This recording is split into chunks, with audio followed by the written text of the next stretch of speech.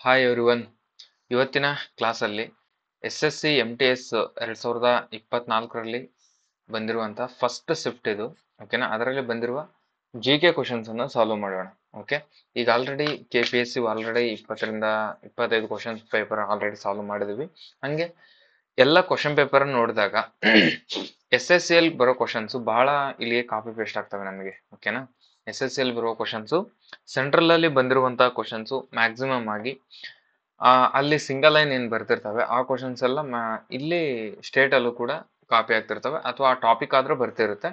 ಆದ್ರೆ ನೀವು next SSC MTS 2025ಕ್ಕೆ ಯಾರು ಬರಿತಿದ್ರೋ ಅವ್ರಿಗೆ ಇದು ಒಂದು ಯಾವ ರೀತಿ ಬರುತ್ತೆ, ಟ್ರೆಂಡ್ ಏನಿದೆ, ಅಲ್ಲಿ ಯಾವ ಏರಿಯಾದ ಮೇಲೆ ಕ್ವಶನ್ ಜಾಸ್ತಿ ಬರ್ತವೆ, ಈ ತರಾನು ಕೂಡ ನಿಮ್ಗೆ ಗೊತ್ತಾಗುತ್ತೆ. ಓಕೆ, ಇದರಲ್ಲಿ ಆಮೇಲೆ SSC ನಿಮ್ಗೆಲ್ಲ ಪ್ಯಾಟರ್ನ್ ಗೊತ್ತಿದೆ ಅನ್ಕೊಳ್ತೀನಿ. MTSದು ಅದರಲ್ಲಿ ರೀಸನಿಂಗು ಆಪ್ಟಿಟ್ಯೂಡ್ ಏನಿರುತ್ತೆ ಅಲ್ವಾ, ಅದರಲ್ಲಿ ನಿಮಗೆ ರ್ಯಾಂಕಿಗೆ ಕನ್ಸಿಡರ್ ಮಾಡಲ್ಲ. ರ್ಯಾಂಕಿಗೆ ಕನ್ಸಿಡರ್ ಮಾಡೋದು ಇಂಗ್ಲಿಷು. ಓಕೆನಾ, ಇಂಗ್ಲಿಷ್ ಮತ್ತು GK ಇವೆರಡನ್ನು ಕೂಡ ನಿಮಗೆ ರ್ಯಾಂಕಿಗೆ ಕನ್ಸಿಡರ್ ಮಾಡ್ತಾರೆ. ಇಂಗ್ಲಿಷು ಕೂಡ 25 ಕ್ವಶನ್ಸು, GK ಕೂಡ 25 ಕ್ವಶನ್ಸ್ ಇರ್ತವೆ. ಅವು ಎರಡಕ್ಕೂ ಕೂಡ 3 ಮಾರ್ಕ್ಸ್ ಇರುತ್ತೆ. ಓಕೆನಾ, 3 ಮಾರ್ಕ್ಸ್ ಟೋಟಲ್ ನಿಮಗೆ 150 ಮಾರ್ಕ್ಸ್ಗೆ SSC MTS ನಿಮಗೆ ರ್ಯಾಂಕಿಂಗ್ ಕನ್ಸಿಡರ್ ಮಾಡೋದಕ್ಕೆ ಸಂಬಂಧಿಸಿದಂತ ಪ್ರಶ್ನೆಗಳು. ಓಕೆನಾ, 25 ಕ್ವಶನ್ GK, ಆ 25 ಕ್ವಶನ್ಸ್ 2024 ಅಂದ್ರೆ ಲಾಸ್ಟ್ ಇಯರ್ ನಡೆದಿರುವಂತಹ ಫಸ್ಟ್ ಶಿಫ್ಟ್ ಅಲ್ಲಿ ಯಾವ್ಯಾವ ಕ್ವಶನ್ಸ್ GK ಬಂದಿದಾವಂತ ಇವತ್ತಿನ ಕ್ಲಾಸ್ ಅಲ್ಲಿ ಹೇಳ್ತೀನಿ. ಹಂಗೆ ಕಂಪ್ಯೂಟರ್ ಇಂಗ್ಲಿಷ್ನು ಕೂಡ ಕ್ಲಾಸಸ್ ಮಾಡಕ ಹೇಳಿದೀವಿ. ಮೇಡಮ್ ಕೂಡ ಅದನ್ನ ಇಂಗ್ಲಿಷ್ ಮಾಡ್ತಾರೆ. ಓಕೆ, ನಿಮಗೆ ಆಮೇಲೆ ಇದನ್ನ ಕ್ಲಾಸ್ ಕಂಟಿನ್ಯೂ ಮಾಡ್ಬೇಕೋ ಬೇಡವೋ ಅಂತ ನೀವು ಕಮೆಂಟ್ ಅಲ್ಲಿ ತಿಳಿಸಿ. ಹಂಗೆ ಕ್ಲಾಸ್ ಹೇಗಿತ್ತಂತಾನು ಕೂಡ ಹೇಳಿ ಅಂತ ಹೇಳ್ತಾ, ಹಾಗೆ ಈ PDF ನಾನು ನಿಮಗೆ ಡಿಸ್ಕ್ರಿಪ್ಷನ್ ಅಲ್ಲಿ, ಅಂದ್ರೆ ಕೆಳಗೆ ಡಿಸ್ಕ್ರಿಪ್ಷನ್ ಅಲ್ಲಿ ಲಿಂಕ್ ಇರುವಂತಹ ಟೆಲಿಗ್ರಾಮ್ ಚಾನಲ್ ಅಲ್ಲಿ ಹಾಕಿರ್ತೀವಿ, ಅಲ್ಲಿ ನೀವು ಇದನ್ನ ತಗೋಬಹುದು ಅಂತ ಹೇಳ್ತಾ, ಮೊದಲನೇ ಕ್ವಶನ್ ಏನಿದೆ ಅಂದ್ರೆ ಮ್ಯಾಕ್ಸಿಮಮ್ ಆಗಿ ಇವರು ಕರೆಂಟ್ ಅಫೇರ್ಸ್ ಅನ್ನ ಜಾಸ್ತಿ ಕೇಳಿರ್ತಾರೆ, ಅದು ಸ್ವಲ್ಪ ನಿಮಗೆ ನೆನಪಿರ್ಲಿ. ಓಕೆ, ಒಂದನೇ ಕ್ವಶನ್, ಮೇ 2023ರಲ್ಲಿ ಕೇಂದ್ರ ವಸತಿ ಮತ್ತು ನಗರ ವ್ಯವಹಾರಗಳ ಸಚಿವಾಲಯವು ತನ್ನ ಸ್ಮಾರ್ಟ್ ಸಿಟಿ ಮಿಷನ್ ಗಡುವನ್ನು ಎಲ್ಲಿವರೆಗೆ ವಿಸ್ತರಿಸಿತು? ಓಕೆನಾ, ಇದರಲ್ಲಿ ಎರಡು ರೀತಿಯಾಗಿ ಕ್ವಶನ್ಸ್ ಅನ್ನ ನಾನು ಆದ್ರೆ ಡಿವೈಡ್ ಮಾಡ್ಬೋದು ಈಗ ನಾವು. ಓಕೆನಾ, ಈಗ ಏನ್ ಮಾಡ್ಬೋದು ಅಂದ್ರೆ ಸ್ಮಾರ್ಟ್ ಸಿಟಿ ಮಿಷನ್ ಯಾವ ಸಚಿವಾಲಯದ ಅಂಡರ್ ಅಲ್ಲಿ ಬಂತಂತಾನು ಕೂಡ ಕ್ವಶನ್ ಕೇಳ್ಬೋದು ಅವನು. ಓಕೆನಾ, ಸ್ಮಾರ್ಟ್ ಸಿಟಿ ಮಿಷನ್ ಈಗ ಜಸ್ಟ್ ಇದು ಒಂದ ನೋಡ್ಕೊಂಡು ಹೋಗ್ಬೇಡಿ. ಸ್ಮಾರ್ಟ್ ಸಿಟಿ ಮಿಷನ್ ಯಾವ ಸಚಿವಾಲಯದ ಅಂಡರ್ ಅಲ್ಲಿ ಬಂದಿದೆ ಅಂತ ಆಲ್ರೆಡಿ ಕ್ವಶನ್ ಬಂದಿದೆ ಬೇರೆ ಎಕ್ಸಾಮ್ ಅಲ್ಲಿ. ಓಕೆನಾ, ಇದು ಯಾವ ಸಚಿವಾಲಯ ಅಂದ್ರೆ ಕೇಂದ್ರ ವಸತಿ ಮತ್ತು ನಗರ ವ್ಯವಹಾರಗಳ ಸಚಿವಾಲಯದ ಅಂಡರ್ ಅಲ್ಲಿ ಸ್ಮಾರ್ಟ್ ಸಿಟಿ ಮಿಷನ್ ಅನ್ನ ಜಾರಿ ತಂದಿದ್ದಾರೆ. ಓಕೆನಾ, ಅದೀಗ ಎಂಡ್ ಆಗ್ಬೇಕಿತ್ತು 2024ರಲ್ಲಿ, 1 ಇಯರ್ ಆಯ್ತು ಅಂತ ಎಂಡ್ ಮಾಡ್ಬೇಕಿತ್ತು. ಆದ್ರೆ ಅದನ್ನ ಮತ್ತೆ ಅದನ್ನ ವಿಸ್ತರಿಸಿದಾರಂತೆ. ನಾನು ಈಗ ಇಲ್ಲಿಂದ ಇಲ್ಲಿವರೆಗೂ, ಈಗ ನಾನು ಇಲ್ಲಿಂದ ಯೋಜನೆ ಸ್ಟಾರ್ಟ್ ಮಾಡಿ ಇಲ್ಲಿಗೆ ಎಂಡ್ ಮಾಡ್ತೀನಿ ಅಂತಂದು ಒಂದು ಡೇಟ್ ಕೊಟ್ಟಿರ್ತಾರೆ ಫಸ್ಟ್ಗೆನೆ. ಆದ್ರೆ ಇದನ್ನ ಇನ್ನು ಸ್ವಲ್ಪ ಇಂಪ್ಲಿಮೆಂಟ್ ಮಾಡೋಣ ಅಂತಂದು ಇನ್ನು ಸ್ವಲ್ಪ ಇಷ್ಟು ವಿಸ್ತರಿಸಿದಾರಂತೆ. ಅದೇ ಯಾವ ಡೇಟಿನವರೆಗೂ ವಿಸ್ತರಿಸಿದ್ದಾರೆ ಅಂತಂದು ಕ್ವಶನ್. ಜೂನ್ 2024ರವರೆಗೂ, 2027ರವರೆಗೇನೋ, 2026, 2025ರವರೆಗೇನೋ ಅಂತಂದು ಕೇಳಿದಾನೆ. ನೋಡ್ರಿ, ನೀವು ಮ್ಯಾಕ್ಸಿಮಮ್ ಆಗಿ ತಿಂಗಳು ಏನಾದ್ರೂ ನೆನ್ಪಿಟ್ಕೊಂಡು ಹೋದ್ರೆ ಇಯರ್ ಅಲ್ಲಿ ಆಟ ಆಡ್ತಾನೆ. ಓಕೆ, ಹಂಗೆ ಎಕ್ಸಾಕ್ಟ್ ಎರಡು ಕೂಡ ನಿಮಗೆ ನೆನಪಿರ್ಲಿ ಅನ್ನೋ ದೃಷ್ಟಿಯಿಂದ ಈ ತರ ಕ್ವಶನ್ಸ್ ಕೇಳಿದ್ದಾನೆ.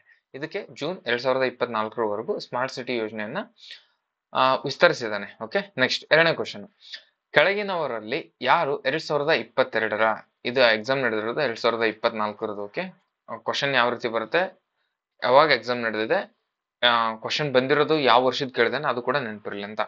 ಕೆಳಗಿನವರಲ್ಲಿ ಯಾರು 2022ರ ನೃತ್ಯ ಕಲಾನಿಧಿ ಪ್ರಶಸ್ತಿಗೆ ಪಾತ್ರರಾಗಿದ್ದಾರೆ? ಓಕೆನಾ, ನೃತ್ಯ ಕಲಾನಿಧಿ ಪ್ರಶಸ್ತಿ ಇಂಥ ಪ್ರಶಸ್ತಿಗಳನ್ನ ಕೇಳಿರೋದೇ ಇಲ್ಲ, ಬಟ್ ಎಕ್ಸಾಮ್ ಅಲ್ಲಿ ಬಂದ್ಬಿಡ್ತವೆ. ಓಕೆನಾ, ಎಕ್ಸಾಮ್ ಅಲ್ಲಿ ಬಂದ್ಬಿಡ್ತವೆ. ಮ್ಯಾಕ್ಸಿಮಮ್ ಆಗಿ ಏನು ಪದ್ಮಶ್ರೀ, ಓಕೆನಾ, ಈ ತರ ಕೇಳಿರೋ ಪದ್ಮಶ್ರೀ, ಪದ್ಮಭೂಷಣ, ಪದ್ಮವಿಭೂಷಣ, ಈ ತರ ಎಲ್ಲಾ ಪ್ರಶಸ್ತಿಗಳನ್ನ ಮ್ಯಾಕ್ಸಿಮಮ್ ಆಗಿ ಕೇಳಿರ್ತಾರೆ. ಓಕೆನಾ, ಇಂಥದ್ರಲ್ಲಿ ನೃತ್ಯ ಕಲಾನಿಧಿ ಪ್ರಶಸ್ತಿಗೆ ಪಾತ್ರ ಆಗಿದ್ದಾರೆ ಯಾರು ಅಂತ ಕೇಳ್ತೇನೆ. ನೃತ್ಯ ಕಲಾನಿಧಿ ಪ್ರಶಸ್ತಿ ಗೀತಾ ಚಂದ್ರನ್ನೋ, ಅಥವಾ ಕಲ್ಯಾಣ ಸುಂದರಂ ಪಿಳ್ಳೆನೋ, ಬಾಗ್ರಾ ಬೆಸೆಲೋ, ಚಿತ್ರ ವಿಶ್ವೇಶ್ವರನ್ನೋ ಅಂತ ಕೇಳಿದ್ರೆ ಆಪ್ಷನ್ ಸಿ ಇದೆ ಅಲ್ವಾ, ಬಾಗ್ರಾ ಬೆಸೆಲ್. ಇವರೇ 2022ರ ನೃತ್ಯ ಕಲಾನಿಧಿ ಪ್ರಶಸ್ತಿಗೆ ಪಾತ್ರರಾಗಿರ್ತಾರೆ. ಓಕೆ, ನೆಕ್ಸ್ಟ್, ಕೆಳಗಿನವುಗಳಲ್ಲಿ ಯಾವುದು ಆಮ್ಲಜನಕ ರಹಿತ ಓಕೆನಾ ಚಟುವಟಿಕೆಗೆ ಒಂದು ಉದಾಹರಣೆ ಆಗಿದೆ? ಆಮ್ಲಜನಕ ರಹಿತ ಚಟುವಟಿಕೆಗೆ ಯಾವುದು ಒಂದು ಉದಾಹರಣೆ ಆಗಿದೆ? ಸ್ಕಿಪ್ಪಿಂಗ್ ಆಡೋದು, ಅಂದ್ರೆ ವಾಕ್ ಮಾಡೋದು, ನಡೆಯೋದು, ಅಥವಾ ಜಿಗಿತನೋ, ಈಜುನೋ ಅಂತ ಕೇಳಿದ್ರೆ ಆಮ್ಲಜನಕ ರಹಿತ ಚಟುವಟಿಕೆ ಯಾವ್ದಂತಂದ್ರೆ, ಒಂದ್ ನಿಮಿಷ ಸ್ಕಿಪ್ ಆಗ್ತಿಲ್ಲ ಅದು. ಇದಕ್ಕೆ ರೈಟ್ ಆನ್ಸರ್ ಏನಂದ್ರೆ ನಡಿಗೆ, ಅಂದ್ರೆ ವಾಕ್ ಮಾಡೋದು, ವಾಕಿಂಗ್. ಓಕೆನಾ? ಇದು ಆಮ್ಲಜನಕ ರಹಿತ ಚಟುವಟಿಕೆಗೆ ಒಂದು ಉದಾಹರಣೆಯಾಗಿದೆ. ಯಾವುದು? ನಡಿಗೆ ಅಂದ್ರೆ ವಾಕ್ ಮಾಡೋದು. ನೆಕ್ಸ್ಟ್ ನಡಿಗೆನಾ, ಸಾರಿ, ಜಿಗಿತ ಜಿಗಿತ ಜಿಗಿತ ರೈಟ್ ಆನ್ಸರ್ ಜಿಗಿತ. ನಾನು ಕನ್ಫ್ಯೂಸ್ ಅದೆ, ಜಿಗಿತ. ನೆಕ್ಸ್ಟ್, ಅಕ್ಟೋಬರ್ 2023ರಲ್ಲಿ ಮಹಾರಾಷ್ಟ್ರದ ನಾಂದೇಡ್ ನಗರದಲ್ಲಿ 38 ರೋಗಿಗಳ ಸಾವಿನ ನಂತರ ಅಲ್ಲಿನ ಸರ್ಕಾರವು ತನ್ನ ರಾಜ್ಯದಲ್ಲಿನ ವೈದ್ಯಕೀಯ ವ್ಯವಸ್ಥೆಯನ್ನು ಕೂಲಂಕುಷವಾಗಿ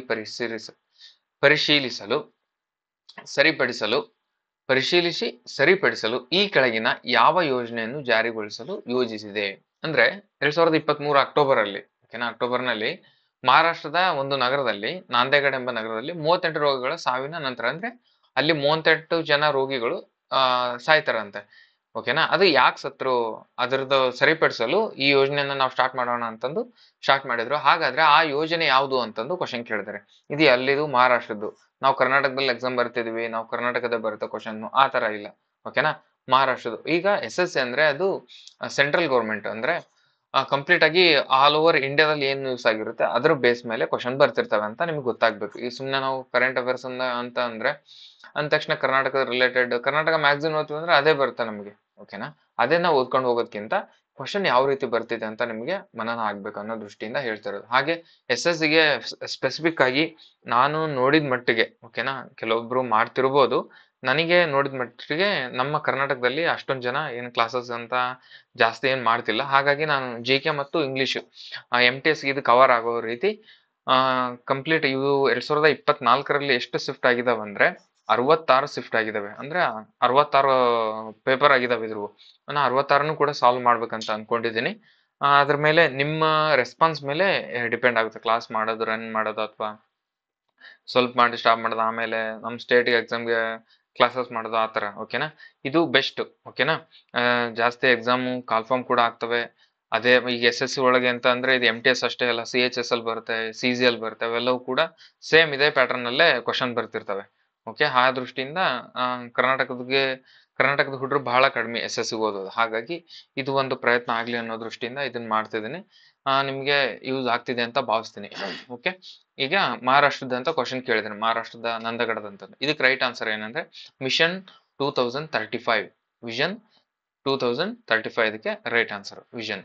ನೆಕ್ಸ್ಟ್ 5ನೇ ಕ್ವಶನ್, ಭಾರತದಲ್ಲಿ ಬಜೆಟ್ ಪ್ರಕ್ರಿಯೆ. ಇದು SSC, ಇದು MTS ಏನು ಗೊತ್ತಾ? MTS ಇದು 10th ಕ್ವಶನ್, 10th ಬೇಸ್ ಮೇಲೆ ಬಂದಿರುವಂತ ಕ್ವಶನ್ ಇದು. 10th ಬೇಸ್ ಮೇಲೆ ಸೆಲೆಕ್ಷನ್ ಮಾಡ್ಕೊಂತಾರೆ ಯಾವ್ದು MTS ನ. ಆಮೇಲೆ CHS ಅಲ್ಲಿ ಬಂದ್ರೆ ಇದು 12th, ಆಮೇಲೆ CGL ಬಂತಂದ್ರೆ ಇದು ಡಿಗ್ರಿ ಮೇಲೆ. ಓಕೆನಾ? ಎನಿ ಡಿಗ್ರಿ ಮೇಲೆ. ಇದು MTS 10th ಬೇಸ್ ಮೇಲೆ. ಬಟ್ 10th ಬೇಸ್ ಮೇಲೆನೆ ಕ್ವಶನ್ ಯಾವ ರೀತಿ ಬಂದಿದೆ ನೋಡ್ಬೇಕು ನೀವೀಗ. ಓಕೆನಾ? ಭಾರತದಲ್ಲಿ ಬಜೆಟ್ ಪ್ರಕ್ರಿಯೆ ತೊಡಗಿರುವ ಸರ್ಕಾರಗಳ ಪ್ರಮುಖ ಉದ್ದೇಶಗಳು ಈ ಕೆಳಗಿನವುಗಳಲ್ಲಿ ಯಾವುದು ಅಂತ ಕೇಳಿದಾನೆ. ಓಕೆನಾ? ಆರ್ಥಿಕತೆಯಲ್ಲಿ ಒಟ್ಟು ಬೇಡಿಕೆಯ ಮಟ್ಟವನ್ನು ಸ್ಥಿರಗೊಳಿಸುವುದು, ಆಪ್ಷನ್ A. ಓಕೆನಾ? ನೆಕ್ಸ್ಟ್, ಸಾಂವಿಧಾನಿಕ ತತ್ವಗಳ ಪ್ರಕಾರ ಜನರ ಆದಾಯ ಮರು ಹಂಚಿಕೆ ಮಾಡುವುದು ಕೂಡ ಹೌದಾ? ಓಕೆನಾ? ಆಪ್ಷನ್ B ಅದು. ನೆಕ್ಸ್ಟ್ C, ನಿರಂತರವಾಗಿ ಪ್ರಜಾಸತ್ತಾತ್ಮಕ, ಇದು ಪ್ರಜಾಸತ್ತಾತ್ಮಕ ರೀತಿಯಲ್ಲಿ ನಾಗರಿಕರನ್ನು ತೃಪ್ತಿಪಡಿಸಲು ಯೋಜನೆಗಳನ್ನು ಹೊರತರುವುದು ಕೂಡ ಹೌದಾ? ಅಥವಾ ನೆಕ್ಸ್ಟ್ D ಏನ್ ಹೇಳಿದಾನೆ ಅಂದ್ರೆ ವಿವಿಧ ಆರ್ಥಿಕ ಚಟುವಟಿಕೆಗಳಿಗೆ ನಿಧಿಯನ್ನು ಹಂಚಿಕೆ ಮಾಡುವುದು. ಇವಿಷ್ಟರಲ್ಲಿ ಭಾರತದ ಬಜೆಟ್ ಪ್ರಕ್ರಿಯೆಯಲ್ಲಿ ತೊಡಗಿರುವ ಸರ್ಕಾರಗಳ ಪ್ರಮುಖ ಉದ್ದೇಶ, ಇದರಲ್ಲಿ ಯಾವುದು ಮೇನ್ ಉದ್ದೇಶ ಆಗಿರ್ತದೆ ಬಜೆಟಿನ ಪ್ರಕ್ರಿಯೆದು ಅಂತ ಕೇಳಿದಾನೆ. ಓಕೆನಾ? ಆರ್ಥಿಕತೆ ಒಟ್ಟು ಬೇಡಿಕೆ ಮಟ್ಟವನ್ನು ಸ್ಥಿರಗೊಳಿಸುವುದು, ಆಮೇಲೆ ಸಾಂವಿಧಾನಿಕ ತತ್ವಗಳ ಪ್ರಕಾರ ಜನರ ಆದಾಯನ ಮರು ಹಂಚಿಕೆ ಮಾಡುವುದು, ಆಮೇಲೆ ಪ್ರಜಾಸತ್ತಾತ್ಮಕ ನಾಗರಿಕರನ್ನು ತೃಪ್ತಿಪಡಿಸುವುದು, ವಿವಿಧ ಆರ್ಥಿಕ ಚಟುವಟಿಕೆಗಳ ನಿಧಿಯ ಹಂಚಿಕೆ ಮಾಡುವುದು ಅಂತ ಅಂದ್ರೆ ಇದಕ್ಕೆ ಯಾವ್ದು ರೈಟ್ ಆನ್ಸರ್ ಅಂದ್ರೆ A ಮತ್ತು B ಆಪ್ಷನ್ ಮಾತ್ರ ರೈಟ್ ಆಗಿರ್ತವೆ. ಓಕೆನಾ? A ಮತ್ತು B. ಆರ್ಥಿಕತೆಯಲ್ಲಿ ಒಟ್ಟು ಬೇಡಿಕೆ ಮತ್ತು ಒಟ್ಟು ಬೇಡಿಕೆ ಮಟ್ಟವನ್ನು ಸ್ಥಿರಗೊಳಿಸುವುದು ಮತ್ತು ಸಂವಿಧಾನಾತ್ಮಕ ತತ್ವಗಳ ಪ್ರಕಾರ ಜನರ ಆದಾಯವನ್ನು ಮರು ಹಂಚಿಕೆ ಮಾಡುವುದು ಭಾರತದ ಬಜೆಟ್ ಪ್ರಕ್ರಿಯೆ ತೊಡಗಿರುವ ಸರ್ಕಾರದ ಪ್ರಮುಖ ಉದ್ದೇಶವಾಗಿರ್ತದೆ. ಈಗ ಯೋಜನೆಗಳಂತ ಬಂತಂದ್ರೆ ಎಲ್ಲಾ ಯೋಜನೆಗಳು ಕೂಡ ಎಲ್ರಿಗೂ ಅಪ್ಲೈ ಆಗ್ತಾರಲ್ಲ. ಆಮೇಲೆ ವಿವಿಧ ಆರ್ಥಿಕ ಚಟುವಟಿಕೆ ನಿಧಿ ಹಂಚಿಕೆ ಇದು ಬಜೆಟ್ ನ ಪ್ರಕ್ರಿಯೆಯಲ್ಲಿ ಅಲ್ಲ ಅಂತ ಹೇಳ್ತಿದ್ದಾರೆ. ಓಕೆನಾ? ಹಾಗಾಗಿ option A and B right answer. Option ಇಲ್ಲಿ B ಇದೆ ಅಲ್ವಾ, ಇದು ರೈಟ್ ಆನ್ಸರ್. ಓಕೆ, ನೆಕ್ಸ್ಟ್ 6ನೇ ಕ್ವಶನ್ ಮಿಜೋ. ಈಗ ಮಿಜೋರಾಂದು ಬಂದ ಕ್ವಶನ್, ಓಕೆನಾ. ಮಿಜೋ ಸಂಸ್ಕೃತಿ ಮತ್ತು ಸಂಪ್ರದಾಯಗಳ ವೈಭವವನ್ನು ಸಂಭ್ರಮಿಸಲು ಮಿಜೋರಾಂನಲ್ಲಿ ವಾಂಗ್ಚುಯಿ ಕುಟ್ ಉತ್ಸವವನ್ನು ಡ್ಯಾಶ್ ದಿನಗಳವರೆಗೆ ಆಯೋಜಿಸಲಾಗುತ್ತದೆ. ಈಗ ಕರ್ನಾಟಕದಲ್ಲಿ ಯಾವ್ದಾದ್ರು ಒಂದು, ಈಗ ಕರ್ನಾಟಕದಲ್ಲಿ ದಸರಾ ಎಷ್ಟು ದಿನ ಮಾಡ್ತಾರೆ ಅಂದ್ರೆ 9 ದಿನ ಅಂತ ಹೇಳ್ಬಿಡ್ತೀರಿ, ಓಕೆನಾ. ಅಂಬಾರಿ ಉತ್ಸವ ಎಷ್ಟನೇ ದಿನಕ್ಕೆ ಮಾಡ್ತಾರೆ ಅಂತ ಕೇಳಿದ್ರೆ 10ನೇ ದಿನಕ್ಕೆ ಅಂತ ಹೇಳ್ಬಿಡ್ತೀರಾ, ಓಕೆನಾ. ಕರ್ನಾಟಕದಲ್ಲಿ ನಾವು ಇಲ್ಲೇ ಇದೀವಿ, ನಮ್ಗೆ ಇದೆಲ್ಲ ಗೊತ್ತಾಗುತ್ತೆ. ಬಟ್ ಇದು ಸೆಂಟ್ರಲ್ ಎಕ್ಸಾಮ್ ಆಗಿರೋ ದೃಷ್ಟಿಯಿಂದ ಅವನು ಆಲ್ ಓವರ್ ಇಂಡಿಯಾ ಕವರ್ ಮಾಡ್ತಿರ್ತಾನೆ, ಓಕೆನಾ. ಇಲ್ಲಿ ಏನ್ ಕೇಳಿದಾನೆ, ಮಿಜೋರಾಮ್ದು ಕೇಳಿದಾನೆ. ಮಿಜೋರಾಂನಲ್ಲಿ ಒಂದು ಉತ್ಸವ ಆಗ್ತದಂತೆ. ಈಗ ವಾಂಗ್ಚುಯಿ ಕುಟ್ ಉತ್ಸವ ಯಾವ ರಾಜ್ಯದಲ್ಲಿ ಆಗ್ತತೆ ಅಂತ ಅಂದ್ರೆ ಮ್ಯಾಕ್ಸಿಮಮ್ ಹುಡುಗರು ಕ್ವಶನ್ ಆನ್ಸರ್ ಮಾಡೋ ಚಾನ್ಸಸ್ ಈ ಕ್ವಶನ್ ಕಂಪ್ಯಾರಿಟಿವ್ಲಿ ಆ ಕ್ವಶನ್ಗೆ ಆನ್ಸರ್ ಮಾಡೋ ಚಾನ್ಸಸ್ ಜಾಸ್ತಿ ಇರುತ್ತೆ, ಓಕೆನಾ. ಈಗ ಯಾವ್ದೋ ಒಂದು ಉತ್ಸವ ಅಂತ ನೆನ್ಪಿಟ್ಕೊಂಡು ಯಾವ ರಾಜ್ಯ ಅಂತ ನೆನ್ಪಿಟ್ಕೊಂಡಿರ್ತಾರೆ. ಸ್ಪೆಸಿಫಿಕ್ ಆಗಿ ಏನ್ ಮಾಡಿದಾನೆ, ಈ ಹಬ್ಬನ, ಈ ಉತ್ಸವ ಐತೆ ಅಲ್ವಾ, ಇದನ್ನ ಮಿಜೋರಾಂನಲ್ಲಿ ಎಷ್ಟು ದಿನಗಳವರೆಗೆ ಆಚರಣೆ ಮಾಡ್ತಾರೆ ಅಂತ ಕೂಡ ಕೇಳಿದಾನೆ, ಓಕೆನಾ. ಇದಕ್ಕೆ ರೈಟ್ ಆನ್ಸರ್ ಆಪ್ಷನ್ 2. ಆಪ್ಷನ್ ಎಷ್ಟು ದಿನ ಅಂದ್ರೆ 2 ದಿನ. ಆಪ್ಷನ್ ಎ ರೈಟ್ ಆನ್ಸರ್ ಅದಕ್ಕೆ. ನೆಕ್ಸ್ಟ್, ಭಾರತದ ನಿವೃತ್ತ ನ್ಯಾಯಾಧೀಶ ಯಾವ್ದಂತಹ ಲೀಲಾ ಸೇಠ್ ರವರು ಈ ಕೆಳಗಿನ ಯಾವ ಆತ್ಮಚರಿತೆಯನ್ನು ಬರೆದಿದ್ದಾರೆ? ಭಾರತದ ನಿವೃತ್ತ ನ್ಯಾಯಾಧೀಶರು, ಓಕೆನಾ. ಇವರು ನಿವೃತ್ತ ಆಗಿರುವಂತಹ ನ್ಯಾಯಾಧೀಶೆ ಲೀಲಾ ಸೇಠ್, ಇವರು ಏನ್ ಬರ್ದಿದ್ದಾರೆ, ಅವರ ಆತ್ಮಚರಿತೆ ಏನಂತ ಕೇಳಿದಾನೆ. ಇದಕ್ಕೆ ಏನಂದ್ರೆ on balance and autobiography, unbalance and autobiography ಅನ್ನೋದು ಇವರ ಲೀಲಾ ಸೇಠ್ ಅವರ ಆತ್ಮಚರಿತೆ ಆಗಿರುತ್ತದೆ. ನೆಕ್ಸ್ಟ್, ಒನ್ಸ್ ಎ ಡ್ಯಾನ್ಸರ್ ಎಂಬುದು ಡ್ಯಾಶ್ ಅವರ ಆತ್ಮಚರಿತೆ ಆಗಿದೆ. ಇದು ಫುಲ್ ಫ್ಯಾಕ್ಚುಯಲ್ ಇರುತ್ತೆ ಇವ್ರದ್ದು. M T S question paper ಏನಿರ್ತದೆ, ಸ್ಟ್ಯಾಟಿಕ್ ಜಿಕೆನೇ ಇರುತ್ತೆ. Static GK plus current affairs ಅಲ್ಲಿ ಬರುವಂತ ಎಲ್ಲ ಸ್ಟ್ಯಾಟಿಕ್, ಓಕೆನಾ. ಆ ರೀತಿನೇ ಇರುತ್ತೆ ಕಾನ್ಸೆಪ್ಟ್. ಆತರ ಕ್ವಶನ್ಸ್ ಇರಲ್ಲ ಇವರು. ಆತರ ನೀವು ನೆನ್ಪಿಟ್ಕೋಬೇಕಂದ್ರೆ ಇಂಗ್ಲಿಷ್ ಅಲ್ಲಿ ಮಾರ್ಕ್ಸ್ ಆತರ ಬರುತ್ತೆ. ಈಗ ಏನೋ ಒಂದು ಆಕ್ಟಿವ್ ವೈಸು, ಪ್ಯಾಸಿವ್ ವೈಸು, ಆಮೇಲೆ ಅದರಲ್ಲಿ ಮತ್ತೆ ಸಿನೋನಿಮ್ಸ್ ಆಂಟೋನಿಮ್ಸ್ ಕೇಳ್ತಾನೆ, ಪ್ಯಾಸೇಜ್, ಆ ರೀತಿ ಎಲ್ಲ ಬರುತ್ತೆ. ನಿಮಗೆ ಒಂದು ಕ್ವಶನ್ ಪೇಪರ್ ಬಿಡಿಸಿದ್ರು ಅದು ಬಿಡಿಸ್ತೀವಿ, ಒಂದು ಕ್ಲಾಸ್ ಮಾಡ್ತಾರೆ, ಅವಾಗ ಗೊತ್ತಾಗುತ್ತೆ ಅದ್ರದ್ದು ಏನ್ ಟ್ರೆಂಡ್ ಅಂತಂದು, okay. Next, one side answer ಎಂಬುದು ಯಾರ ಆತ್ಮಚರಿತೆ ಅಂತ ಕೇಳ್ತಾರೆ. ಸುಧಾ ಚಂದ್ರನ್, ಅಲ್ಲೇ ಗ್ರ್ಯಾಂಕ್ಟೆಕ್ ಅಂತ ಇದೆ ಅಲ್ವಾ, ಇದೇ ರೈಟ್ ಆನ್ಸರ್ ಅದಕ್ಕೆ. ಅಲ್ಲೇ ಗ್ರ್ಯಾಂಕೆಟ್ ಅಂತ ಇದೆ ಅಲ್ವಾ, ಒನ್ ಸೈಡ್ ಆನ್ಸರ್ ಎಂಬುದು ಅವರ ಆತ್ಮಚರಿತೆ ಆಗಿರುತ್ತದೆ. ನೆಕ್ಸ್ಟ್, ಪೌಷ್ಟಿಕಾಂಶದ ಕೊರತೆಯಿಂದ ಉಂಟಾಗುವ ಈ ಕೆಳಗಿನ ಯಾವ ವೈದ್ಯಕೀಯ ಸ್ಥಿತಿ ರೋಗದ ಶೀಘ್ರ ನಿರ್ವಹಣಾ ಕ್ರಮವಾಗಿ 1970ರಲ್ಲಿ ರಾಷ್ಟ್ರೀಯ ರೋಗ ನಿರೋಧಕ ಚಿಕಿತ್ಸಾ ಕ್ರಮವನ್ನು ನ್ಯಾಷನಲ್ ರೋಗ ನಿರೋಧಕ ಚಿಕಿತ್ಸಾ ಕ್ರಮವನ್ನು ಪ್ರಾರಂಭಿಸಲಾಯಿತು ಅಂತ ಕೇಳಿದಾನೆ, ಓಕೆನಾ. ಇದಕ್ಕೆ ಅಂದ್ರೆ ಪೌಷ್ಟಿಕಾಂಶ ಕೊರತೆಯಿಂದ ಉಂಟಾಗುವ ಈ ಕೆಳಗಿನ ಯಾವ ವೈದ್ಯಕೀಯ ರೋಗದ, ಅಂದ್ರೆ ಈ ಕೆಳಗೆ ಯಾವ್ದೋ ಒಂದು ರೋಗದ, ಯಾವ್ದಪ್ಪ, ಹೈಪರ್ ಕ್ಯಾಲ್ಸಿಮಿಯಾನೋ, ಬೆರಿಬೆರಿನೋ, ಕುರುಡುತನನೋ, ಗಳಗಂಡನೋ, ಇದ್ರೊಳಗೆ ಯಾವ್ದೋ ಒಂದು ರೋಗದ ಶೀಘ್ರ ನಿವಾರಣಕ್ಕಾಗಿ 1970ರಲ್ಲಿ ರಾಷ್ಟ್ರೀಯ ರೋಗ ನಿರೋಧಕ ಚಿಕಿತ್ಸಾ ಕಾರ್ಯಕ್ರಮವನ್ನು ಪ್ರಾರಂಭಿಸಿದರಂತೆ. ಹಾಗಾದ್ರೆ ಅದು ಯಾವ ರೋಗ ಅಂತ ಕೇಳಿದಾನೆ, ಅದು ಕುರುಡುತನ ರೋಗಕ್ಕೆ ಅದನ್ನ ಸ್ಟಾರ್ಟ್ ಮಾಡ್ತಾರೆ. ನೆಕ್ಸ್ಟ್, 10ನೇ ಕ್ವಶನ್ ಹೇಳಿದೀನಿ, 10th ಬೇಸ್ ಮೇಲೆ ಇರುವಂತಹ ಕ್ವಶನ್ ಪೇಪರ್ ಇದು, ಯಾವ ರೀತಿ ಬಂದಿದೆ ನೋಡಿ, ಓಕೆ. ನೆಕ್ಸ್ಟ್, 10ನೇ ಕ್ವಶನ್ ಏನಿದೆ, ಕಾರ್ಮಿಕ ಮತ್ತು ಉದ್ಯೋಗ ಅಂಕಿಅಂಶಗಳ ಪ್ರಕಾರ ಮೊದಲ ಲಂಬ ಸಾಲಿನಲ್ಲಿರುವ ರಾಜ್ಯಗಳು, ಎರಡನೇ ಲಂಬ ಸಾಲಿನಲ್ಲಿ ನೀಡಲಾಗಿರುವ 2021-22 ನಿರುದ್ಯೋಗ. ಈಗ ಏನ್ ಗೊತ್ತಾ ಕ್ವಶನ್, ನಿರುದ್ಯೋಗ ದರವನ್ನು ಹೊಂದಿಸಿ ಬರೀಬೇಕು ಈಗಷ್ಟೇ. ನಿರುದ್ಯೋಗ ದರ 2021-22 ಸಾಲಿನಲ್ಲಿ ನಿರುದ್ಯೋಗ ದರ, ಓಕೆನಾ. ಕಾರ್ಮಿಕ ಮತ್ತು ಉದ್ಯೋಗ ಅಂಕಿಅಂಶಗಳ ಪ್ರಕಾರ ನಿರುದ್ಯೋಗ ಎಷ್ಟೆಷ್ಟೈತಿ ನಿರುದ್ಯೋಗ ಅಂತ ಕೇರಳ, ಗೋವಾ, ಹರಿಯಾಣ ಕೊಟ್ಟಿದ್ದಾನೆ, ಉತ್ತರಾಖಂಡ ಕೊಟ್ಟಿದ್ದಾನೆ. ನಮ್ಮ ರಾಜ್ಯದ ಕೊಟ್ಟರು ಕೂಡ ನಿರುದ್ಯೋಗ ಎಷ್ಟೈತೆ ಅಂತಂದು ಪರ್ಸೆಂಟೇಜ್ ವೈಸು ಎಷ್ಟೋ ಮ್ಯಾಕ್ಸಿಮಮ್ ಗೊತ್ತಿರಲ್ಲ. ಬಟ್ ಅವನು ಬೇರೆ ಬೇರೆ ರಾಜ್ಯದೆಲ್ಲ ಕೇಳಿದಾನೆ ಅಂತ. ಸೆಂಟ್ರಲ್ ಗೌರ್ಮೆಂಟ್ ಕ್ವಶನ್ ಪೇಪರ್ ಅಂದ್ರೆ ಈ ರೀತಿ ಇರುತ್ತೆ, ಓಕೆನಾ. ಇದಕ್ಕೆ ನಾನು ಡೈರೆಕ್ಟ್ ಆಗಿ ಆನ್ಸರ್ ಹೇಳೋದಾದ್ರೆ ಆಪ್ಷನ್ ಸಿ ರೈಟ್ ಆನ್ಸರ್ ಅಂತ, ಓಕೆನಾ. ಕೇರಳದ ಯಾವ್ದಪ್ಪ, 10 ಪಾಯಿಂಟ್ ನಿರುದ್ಯೋಗ 10.1% ಇದೆ. ಗೋವಾ ಅಂತ ಬಂದ್ರೆ ಇದು ಕೇರಳ, ಒಂದು ಬಿ 2 ಡಿ, ಗೋವಾ 10.5, ಹರಿಯಾಣ ಇದು ಆಯ್ತಾ, 1 B 2 D 3 A, Haryana 6.3, Uttarakhand C 6.9, ಓಕೆನಾ. ಇದು ನಿರುದ್ಯೋಗ. ನೆಕ್ಸ್ಟ್, ಮೌರ್ಯ ಸಾಮ್ರಾಜ್ಯದ ಅವಧಿಯಲ್ಲಿ ಮೆಗಸ್ತನೀಸ್ ಮೆಗಸ್ತಾನಿಸ್ ಭಾರತೀಯ ಸಮಾಜವನ್ನು 7 ವಿಶಿಷ್ಟ ಗುಂಪುಗಳಾಗಿ ವಿಂಗಡಿಸಿದನು. ಇದು ಕ್ವಶನ್ ಅಂದ್ರೆ ಓಕೆನಾ. 7 ವಿಶಿಷ್ಟ ಗುಂಪುಗಳಾಗಿ ವಿಂಗಡಿಸಿದನು. ಅದರಲ್ಲಿ ರಾಜನ ಸಲಹೆಗಾರರನ್ನು ಯಾವ ಪ್ರತ್ಯೇಕ ಗುಂಪಿನಲ್ಲಿ ಇರಿಸಲಾಗಿತ್ತು?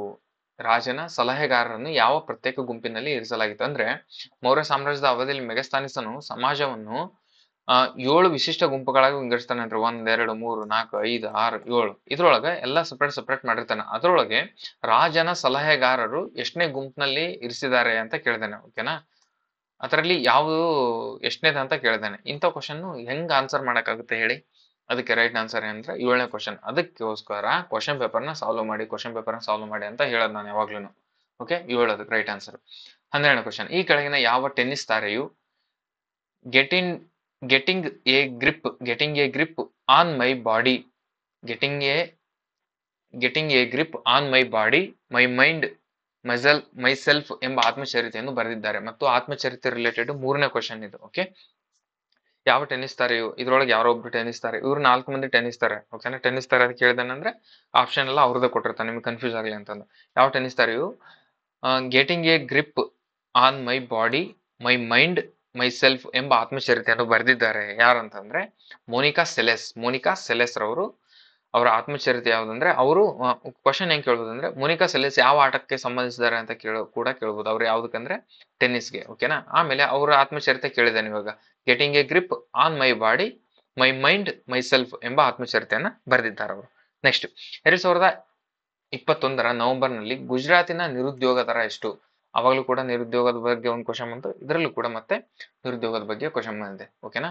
2021 ನವೆಂಬರ್ನಲ್ಲಿ ಗುಜರಾತಿನ ನಿರುದ್ಯೋಗ ದರ ಎಷ್ಟಿತ್ತಂದ್ರೆ 1.4%. ನೆಕ್ಸ್ಟ್, ಅಸ್ಸಾಂನ ಪ್ರಸಿದ್ಧ ಸಂಗೀತಗಾರ್ತಿ. ಅವಾಗಲೇ ಮಿಜೋರಾಂ ಬಂತು, ಈಗ ಅಸ್ಸಾಂ ಬಂತು ಓಕೆನಾ. ಅಂದ್ರೆ ಈಶಾನ್ಯ ರಾಜ್ಯಗಳು ಇಂಪಾರ್ಟೆಂಟ್ ಅಂತ ಆತರ ಅರ್ಥ ಮಾಡ್ಕೋಬೇಕು ಓಕೆನಾ. ಅಸ್ಸಾಂನ ಪ್ರಸಿದ್ಧ ಸಂಗೀತಗಾರ್ತಿ ಶ್ರೇಯಾ ಭಟ್ಟಾಚಾರ್ಜಿ ರವರು ಈ ಕೆಳಗಿನ ಯಾವ ವಾದ್ಯವನ್ನು ನುಡಿಸುತ್ತಿದ್ರು?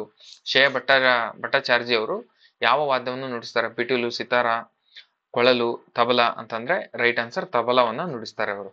ನೆಕ್ಸ್ಟ್, 2011 ಜನಗಣತಿ ಪ್ರಕಾರ, ಜನಗಣತಿ ಇಂಪಾರ್ಟೆಂಟ್, ಯಾವಾಗ್ಲೂ ಇಂಪಾರ್ಟೆಂಟ್ ಇದು ಓಕೆನಾ. ನೆಕ್ಸ್ಟ್, 2000 ಜನಗಣತಿ ಬರೋವರೆಗೂ ಕೂಡ ಹಳೆಯ ಜನಗಣತಿ ಇಂಪಾರ್ಟೆಂಟ್ ಆಗಿರುತ್ತೆ ಓಕೆನಾ. 2011 ಜನಗಣತಿ ಪ್ರಕಾರ ಈ ಕೆಳಗಿನ ಯಾವ ರಾಜ್ಯವು ಮಕ್ಕಳ ಲಿಂಗಾನುಪಾತದಲ್ಲಿ ಋಣಾತ್ಮಕ ಬೆಳವಣಿಗೆ ದಾಖಲಿಸಿದೆ? ಋಣಾತ್ಮಕ ಬೆಳವಣಿಗೆ ಹರಿಯಾಣ, ಹಿಮಾಚಲ ಪ್ರದೇಶ, ಮಹಾರಾಷ್ಟ್ರ, ಪಂಜಾಬ್ ಅಂತಂದ್ರೆ ಮಹಾರಾಷ್ಟ್ರವು 2011 ಜನಗಣತಿ ಪ್ರಕಾರ ಮಕ್ಕಳ ಲಿಂಗಾನುಪಾತದಲ್ಲಿ ಋಣಾತ್ಮಕ ಬೆಳವಣಿಗೆ ದಾಖಲಿಸಿದೆ ಯಾವ್ದಂದ್ರೆ ಮಹಾರಾಷ್ಟ್ರ ಆಗಿರ್ತೈತಿ. ಇದ್ರೊಳಗೆ ಇವು 4ರೊಳಗೆ. ನೆಕ್ಸ್ಟ್, ಪಂಜಾಬ್ ರಾಜ್ಯವು ಯಾವ ದಿನಾಂಕದಂದು ವಿಧಾನ ಪರಿಷತ್ತನ್ನು ರದ್ದು ಮಾಡಿತು? ಓಕೆನಾ. ವಿಧಾನ ಪರಿಷತ್ತು ಎಷ್ಟು ರಾಜ್ಯದಲ್ಲಿದ್ದಾವೆ ಕಮೆಂಟ್ ಮಾಡಿ ನನಗೆ ಓಕೆನಾ. ವಿಧಾನ ಪರಿಷತ್ತು ಭಾರತದಲ್ಲಿ ವಿಧಾನ ಪರಿಷತ್ತು ಎಷ್ಟು ರಾಜ್ಯಗಳಲ್ಲಿ ಇದೆ ಅಥವಾ ಇವೆ ಓಕೆನಾ. ಇದನ್ನ ಕಮೆಂಟ್ ಮಾಡ್ಬೇಕು ನನಗೆ, ಈ ಕ್ವಶನ್ಗೆ ಆನ್ಸರ್ ಕಮೆಂಟ್ ಮಾಡಿ ಓಕೆ. ಪಂಜಾಬ್ ರಾಜ್ಯವು ಯಾವ ದಿನಾಂಕದಂದು ವಿಧಾನ ಪರಿಷತ್ತನ್ನ ರದ್ದು ಮಾಡಿತು? ದಿನಾಂಕ ಕೂಡ ಕೇಳ್ತಾನೆ. ಯಾವ ರಾಜ್ಯದಲ್ಲಿ ಇದಾವ ಅಂತ ಕೇಳಿದ್ರೆ ಏನೋ ಅವನ್ನೆಲ್ಲ ನೆನ್ಪಿಟ್ಕೋಬಹುದು ಓಕೆ. ಬಟ್ ಇದ್ರ ದಿನಾಂಕ ಕೇಳಿದ್ದೇನೆ ಓಕೆ. ರೈಟ್ ಆನ್ಸರ್ ಇದಕ್ಕೆ ಜನವರಿ 1, 1970 ಅದನ್ನ ರದ್ದು ಮಾಡ್ತದೆ ಪಂಜಾಬ್. ನೆಕ್ಸ್ಟ್, 2023-24ರಲ್ಲಿ ಪ್ರಸ್ತಾಪಿಸಲಾದ 1961 ಆದಾಯ ತೆರಿಗೆ ಕಾಯ್ದೆಯ ಯಾವ ಸೆಕ್ಷನ್ 75 ವರ್ಷ ಮತ್ತು ಅದಕ್ಕಿಂತ ಹೆಚ್ಚಿನ ವಯಸ್ಸಿನ ಹಿರಿಯ ನಾಗರಿಕರಿಗೆ ಆದಾಯ ತೆರಿಗೆ ರಿಟರ್ನ್ಸ್ ಸಲ್ಲಿಸುವುದರಿಂದ ವಿನಾಯಿತಿ ನೀಡುತ್ತದೆ? ಓಕೆ, 2023-24ರಲ್ಲಿ ಸ್ಥಾಪಿಸಲಾದ 1961 ಆದಾಯ ತೆರಿಗೆ ಕಾಯ್ದೆ. ಈ ಕ್ವಶನ್ ಇದರಲ್ಲಿ ಬೇರೆ ಸ್ಪ್ಲಿಟ್ ಮಾಡಬಹುದು. ಆದಾಯ ತೆರಿಗೆ ಕಾಯ್ದೆಯು ಯಾವಾಗ ಬಂತು ಅಂತ ಕೂಡ ಕೇಳ್ಬೋದು. ಯಾವಾಗ? 1961 ಓಕೆನಾ. ಇದು 75 ವರ್ಷ ಅದಕ್ಕಿಂತ ಹೆಚ್ಚಿನ ವಯಸ್ಸಿನ ಹಿರಿಯ ನಾಗರಿಕರಿಗೆ ಆದಾಯ ತೆರಿಗೆ ರಿಟರ್ನ್ಸ್ ಸಲ್ಲಿಸುವುದರಿಂದ ವಿನಾಯಿತಿ ನೀಡುತ್ತದೆ. ಯಾವ್ದು ಇದ್ರೊಳಗೆ ಅಂತ ಕೇಳಿದಾನೆ. ಯಾವ ಸೆಕ್ಷನ್ ಅಂತ ಕೇಳಿದ್ರೆ ಸೆಕ್ಷನ್ 194P ಅದೇ ಅಲ್ವಾ, ಅದೇ ಇದಕ್ಕೆ ರೈಟ್ ಆನ್ಸರ್. ಅವರು 75 ವರ್ಷಕ್ಕಿಂತ ಅದಕ್ಕಿಂತ ಹೆಚ್ಚಿನ ಹಿರಿಯ ನಾಗರಿಕರಿಗೆ ಆದಾಯ ರಿಟರ್ನ್ ಸಲ್ಲಿಸುವುದರಿಂದ ವಿನಾಯಿತಿ ನೀಡೋದು 194P. ನೆಕ್ಸ್ಟ್, ಗುರು ಇಂದಿರಾ ಪಿ ಪಿ ಬೋರಾ ಅವರು ಯಾವ ವರ್ಷದಲ್ಲಿ ಪದ್ಮಶ್ರೀ ಪುರಸ್ಕೃತರಾದ ಅಂತ ಕೇಳಿದ್ದೇನೆ. ಓಕೆನಾ? ಇವರು ಪದ್ಮಶ್ರೀ ಪುರಸ್ಕೃತರು, ಇವೆಲ್ಲ ಇಂಪಾರ್ಟೆಂಟ್ ಪ್ರಶಸ್ತಿಗಳು ಏನೇನ್ ಬರ್ತಾವಲ್ಲ ಅವೆಲ್ಲ ಇಂಪಾರ್ಟೆಂಟ್. ಕ್ವಶನ್ ಇದು 2024 ಪೇಪರ್, ಬಟ್ ಇದಕ್ಕೆ ರೈಟ್ ಆನ್ಸರ್ 2020 ಓಕೆನಾ? 2020 ಪ್ರಶಸ್ತಿನ 2024 ಕೇಳಿದಾನೆ ಅಂದ್ರೆ ಯಾವ ರೀತಿ ಓದ್ಕೋಬೇಕು ಅಂತ ಕೂಡ ನೀವು ಇದರಲ್ಲೇ ಅರ್ಥ ಮಾಡ್ಕೋಬೇಕು. ಓಕೆ, ನೆಕ್ಸ್ಟ್ 19ನೇ ಕ್ವಶನ್. ಸಾರ್ವಜನಿಕ ಸರಕುಗಳ ಬಗ್ಗೆ ಈ ಕೆಳಗಿನ ಯಾವ ಹೇಳಿಕೆಗಳು ನಿಜ ಅಂತ ಕೇಳಿದ್ರೆ ಇದಕ್ಕೆ ರೈಟ್ ಆನ್ಸರ್ ಹೊರತುಪಡಿಸಲು ಆಗದಿರುವುದಂತ ಇದೆ ಅಲ್ವಾ, ಇದೇ right answer. Option 2 right answer. ಇದಕ್ಕೆ ಹೊರತುಪಡಿಸಲು ಆಗದಿರುವುದು ಇದಕ್ಕೆ right answer. Next, the catcher in the rye ಎಂಬ ಕಾದಂಬರಿಯನ್ನು ಬರೆದವರು ಯಾರು? ಆತ್ಮಚರಿತೆ, ಕಾದಂಬರಿ, ಇವೆಲ್ಲ ಇಂಪಾರ್ಟೆಂಟ್. ಓಕೆನಾ? ಆತ್ಮಚರಿತೆ 3 ನೋಡಿದ್ವಿ ಇದ್ರೊಳಗೆ. ಈ ಕಾದಂಬರಿದೊಂದು ಕೇಳಿದಾನೆ. The catcher in the rye ಕಾದಂಬರಿಯನ್ನು ಬರೆದವರು ಯಾರು?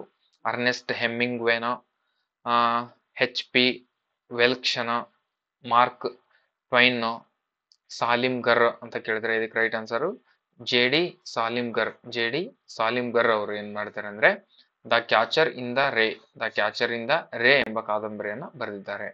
ನೆಕ್ಸ್ಟ್, ರಸ್ಕಿನ್ ಬಾಂಡ್ ರವರು ಬರೆದ ಯಾವ ಇಂಗ್ಲಿಷ್ ಕಾದಂಬರಿಗಾಗಿ 1992ರಲ್ಲಿ ಸಾಹಿತ್ಯ ಅಕಾಡೆಮಿ ಪ್ರಶಸ್ತಿ ನೀಡಿ ಗೌರವಿಸಲಾಯಿತು? ರಸ್ಕಿನ್ ಬಾಂಡ್ ರವರು ಬರೆದಂತಹ ಯಾವ ಇಂಗ್ಲಿಷ್ ಕಾದಂಬರಿಗಾಗಿ 1992ರಲ್ಲಿ ಅವರು ಬರೆದಿರ್ಬೇಕು, ಪ್ಲಸ್ 1992ರಲ್ಲಿ ಸಾಹಿತ್ಯ ಅಕಾಡೆಮಿ ಪ್ರಶಸ್ತಿಯನ್ನು ಕೂಡ ನೀಡಿರ್ಬೇಕು ಅದಕ್ಕೆ. ಅದು ಯಾವ್ದು ಅಂತ ಕೇಳಿದ್ರೆ our trees still grow in Dehra. Our trees still grow in Dehra ಹೆಸರು ಹೆಂಗೈತೆ ನೋಡ್ರೆ, ಹೆಂಗ್ ನೆನ್ಪಿಟ್ಕೊಳ್ತಾರೆ, ನೆನ್ಪಿಟ್ಕೋಬೇಕು ನೋಡಿ ಅಷ್ಟೇ.